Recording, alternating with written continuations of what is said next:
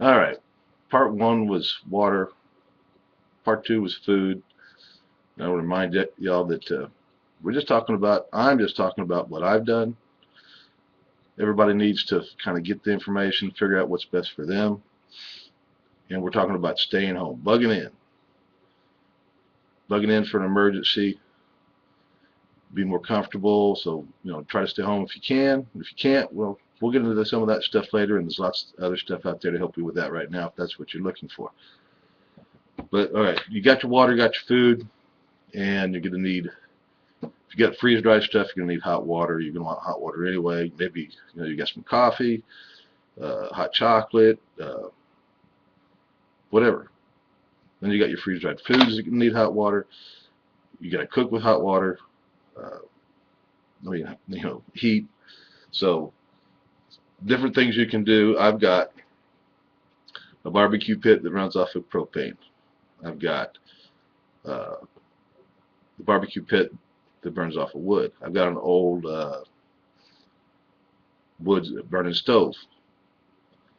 That's out in the shop, but I still got it. It can be used. Got everything there.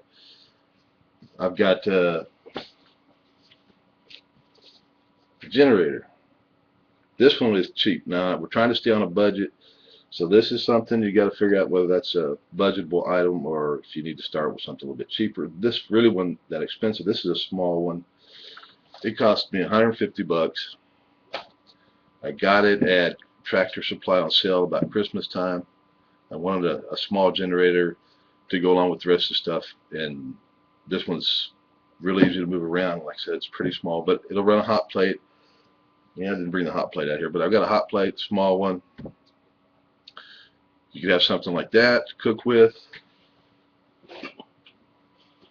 The hot plate was, 20 bucks.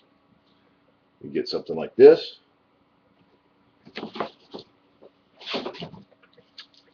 I don't remember what the price was on that, but 50, 60 bucks, something like that. It runs off of propane bottles. These last a long time. You can get hours and hours of cooking time on these. Of course, if you're on both burners and cooking a big meal, it's going to go faster. But these, I think this was 5 something for the 2-pack. I've also got bigger propane bottles. I've stocked up on a lot of those, and I've got the adapter for the big one, where you can, when these are empty, you can put these in the freezer for a little while, get them cold, put them on that adapter, screw them in, turn the whole thing upside down, open up the big bottle. It'll refill these real quick. So that's an option. Maybe I'll even do a video on that one down the road. All right, so all these things are options. Figure out what your budget is, and it's going to be important to have something. You know, I've got a window unit. This is my office area as I've made it out in the garage. I've got a window unit that I can power off the generator, uh, keep you cool, keep you warm, depending on what circumstances. Like I keep, saying, this depends on what you need for your area at the time of whatever kind of emergency it is. So you got to figure out what you think your most likely emergency is going to be, plan for that, and then add to it later for other maybe less possible emergencies. It's all up to you how far you want to go, but this is fairly inexpensive way to do it. Uh, I can I've got a propane heater that'll run off one of the big bottles. I've got a couple of the newer electric small space heaters.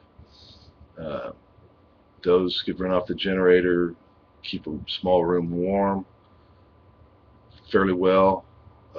Actually, it'll heat up a fairly decent room in a while, especially if it's an inner room that's fairly well insulated because of all the other rooms in the house.